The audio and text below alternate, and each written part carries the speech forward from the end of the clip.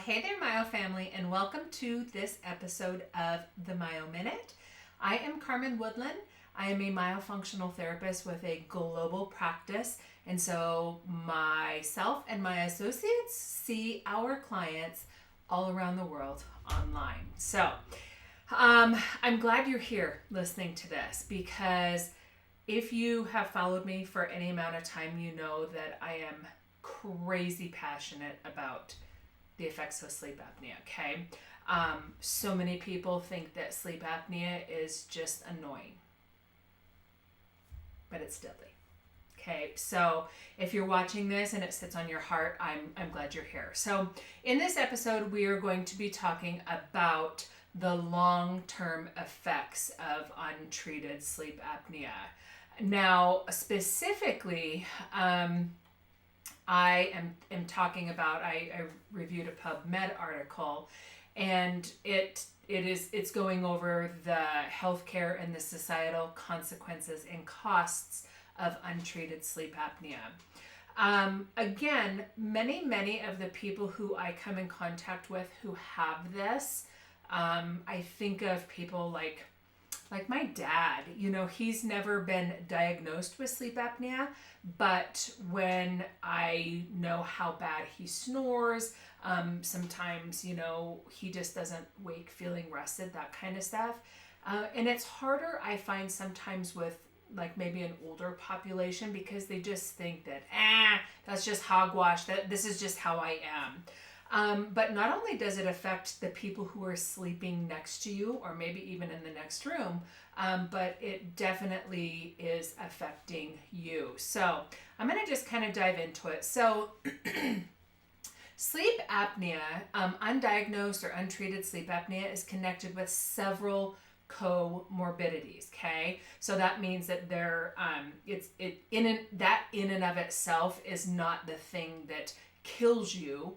It's these other things as well. So studies have shown a clear association of obstructive sleep apnea with the development of hypertension, of high blood pressure, type 2 diabetes, congestive heart failure, coronary artery disease, cardiac arrhythmias, stroke, metabolic disease, excess daytime sleepiness, workplace accidents, traffic accidents. Now, you guys, these people who have sleep apnea, or perhaps it's you, it's impairing your quality of life. Now, I tell my clients all the time that sleep apnea is the most expensive chronic degenerative disease that there is, and it's killing people in their 40s, probably even younger. Okay, so it's not only affecting you, it's affecting you and family members. This does improve with treatment. So one of the screening things that I do with clients when we do an exam is we talk about, how we're going to manage this. If it's undiagnosed, the people that we need on the healthcare team. And quite honestly, it is always mind-blowing to me the number of people who come right out of the gate and say, I'm not doing anything about it. I'm not having a sleep study. For whatever reason, I just don't understand it. It's very much like, if you have a tumor, something growing on the side of your neck, and you're like, oh, well, I don't do good at the doctor's office, so I'm not going to go have anything done about it. A lot of people don't want to have a sleep study done. They don't want to go sleep in a sleep lab. But the thing is once we know that there's a concern, then it can be treated. So sleep apnea is not a destination, guys. It's a scale.